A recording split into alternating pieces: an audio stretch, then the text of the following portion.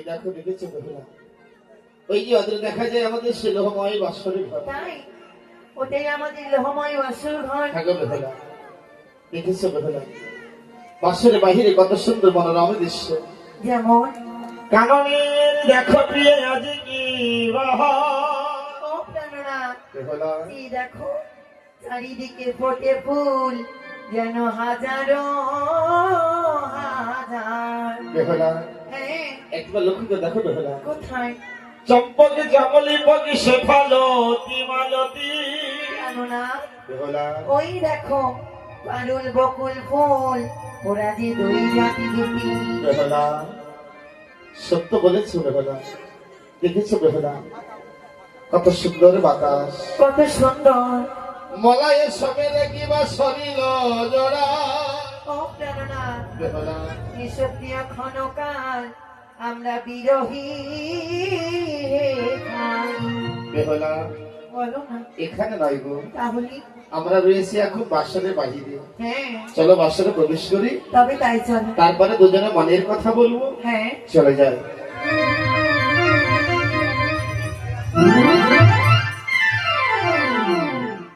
বাহ, কত সুন্দর এই বাসর ঘর। বেহুলা কেননা মনে প্রাণে আমি এমন একটি জায়গা চেয়েছিলাম কিন্তু কেন? যেখানে কেউ থাকবে না, বেহুলা থাকবো শুধু তুমি আর আমি। সত্য বলেছো বেহুলা, হ্যাঁ আগে যদি জানতাম এত সুন্দর লোহময় বাসর ঘর, হ্যাঁ, আমরা নিজেরাও কাঁদতাম না, আমাদের মাতা পিতাকেও কাঁদাতাম না। কেমন? না। চলো বেহুলা তবে আর প্রাণনা, একটু বাসরের ভিতরে এগিয়ে যায়। যাবো সত্য কথা। তোমার কাছে আমার একটি প্রশ্ন রয়েছে। এমন কি জানতে চাইছো বলো? এমন কি জানতে চাইছি জানো? বলো। ওই অগণে কারিগর বানাইল এমন কি? এই লোহবাসন বেহুলা ঘর গো প্রাণনা, কিন্তু কেন? দেখিতে সুন্দর বাসর ঘর। আরে কোন কারিগর বানাইলো লোহার বাসর ঘর গে প্রাণনা, দেখিতে সুন্দর বাসর ঘর। কারিগর বানাইলো লোহার বাসর ঘর গো প্রাণনা, দেখিতে সুন্দর বাসর ঘর। আরে বলো বলো ও প্রাণনা, বেহুলা বলো না আমারে গো প্রাণনা, দেখিতে সুন্দর বাসর ঘর। বেহুলা আমি এই বাসর ঘরটি কন্যা নির্মাণ করেছে জানো? কোন নির্মাণ করেছি?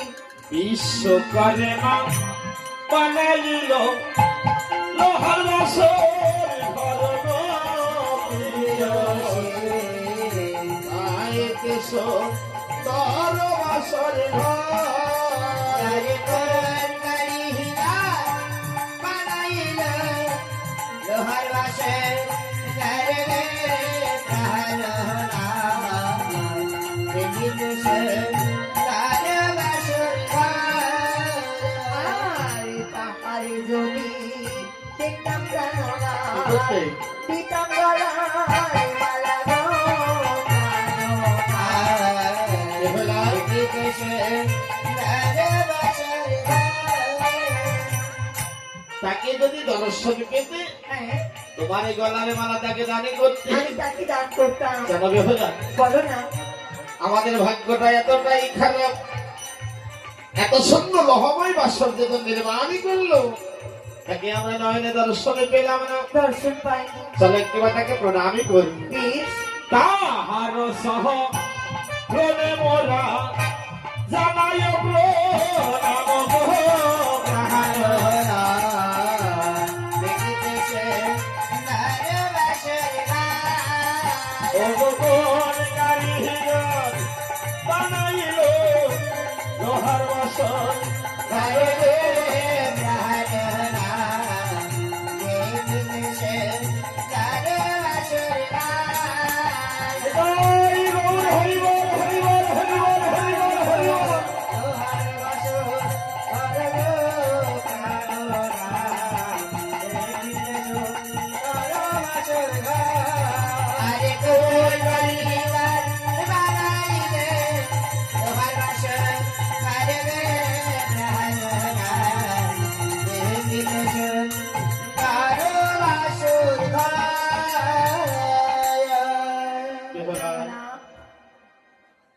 এসো বেহুলা, এই বাসর ঘাটে তোমার পছন্দ হয়েছে তাই না বেহুলা? আমার খুব ভালো লেগেছে। বাহ, হ্যাঁ, এসো বেহুলা। তবে আরেকটু এগিয়ে যাই। তবে স্বামী, দেখেছো বেহুলা, এই বাসনের ভিতরে যতই যাচ্ছি হ্যাঁ, ততই যেন মনে আনন্দ পাচ্ছে তাই না? আনন্দ লাগছে। তবে প্রাণনা, বলো, মায়ের মুখে আমি কি শুনেছি জানো? এমনই কি শুনেছো বেহুলা? নারী জীবনে বাসর সোজা নাকি একবারই আসি। বেহুলা, হ্যাঁ, তাই আমার এই দাম্পত্য মধুময় জীবন আমি তোমার ওই রাঙাচরণ থেকে শুরু করতে চাই।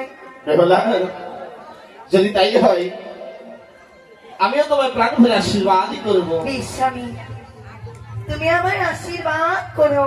আমি তোমার প্রাণ ভরে আশীর্বাদ দেবি।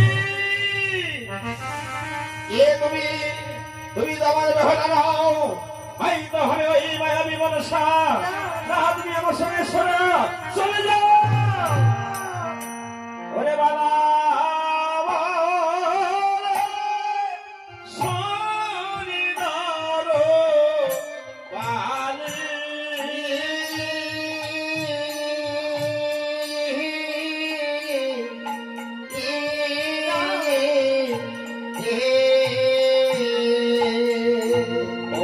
তুমি কেন আমার সঙ্গে এলে গো?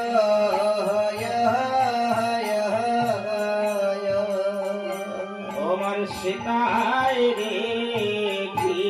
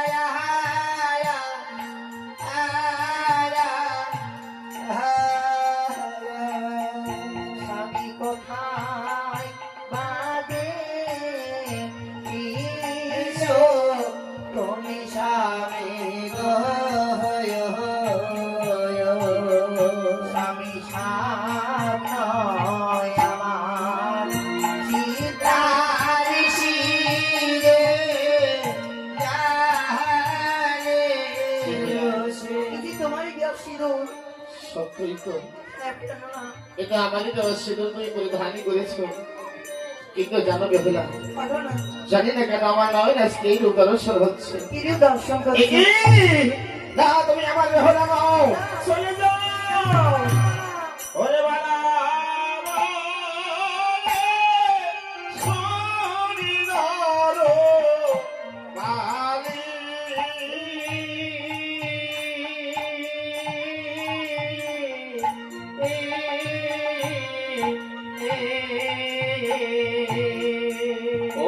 তুমি কেন আমার সঙ্গে এলে গো?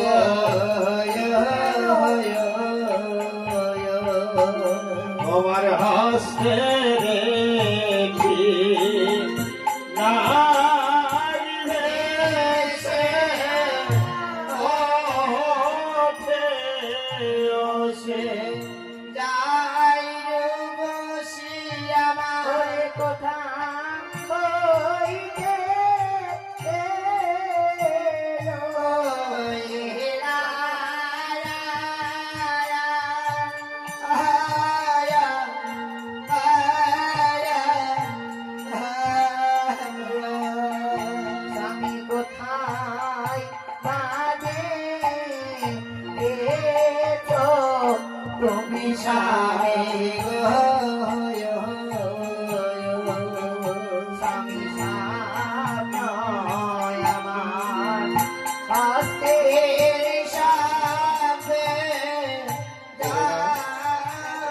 সত্যই তো, এ তো আমারই দেওয়া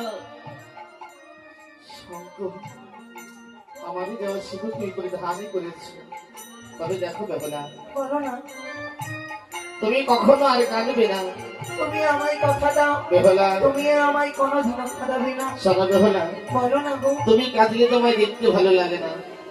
আমি তোমায় কথা দিলাম বেহুলা,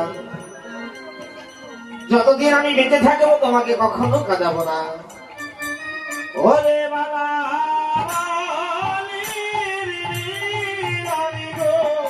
ওলো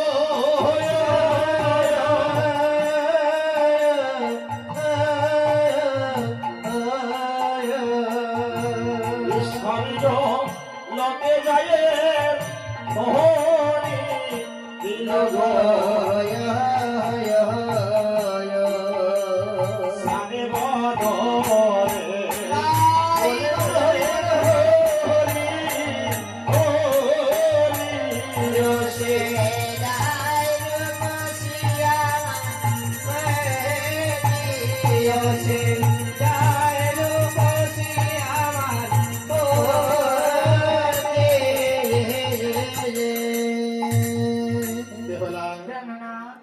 তোমার স্থান তো আমার চরণ তলে নাই গো, তাহলে তোমার স্থান আমার বাম পাশ। সারাটি জনম ধরে তোমায় আমি এইরূপ ভাবে ধরে রাখবো। তাই বেহলা লক্ষিন্দার বাসরে যুগল হলে 33 করে দেবতা পুষ্প বৃষ্টি করছে না, সকলে একই সঙ্গে বলছে নিতাই গৌর জগন্নাথ একবার হরি হরি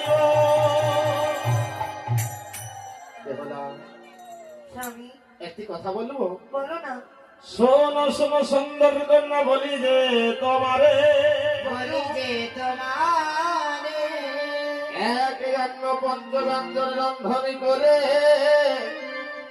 সেবা দেবে মোরে।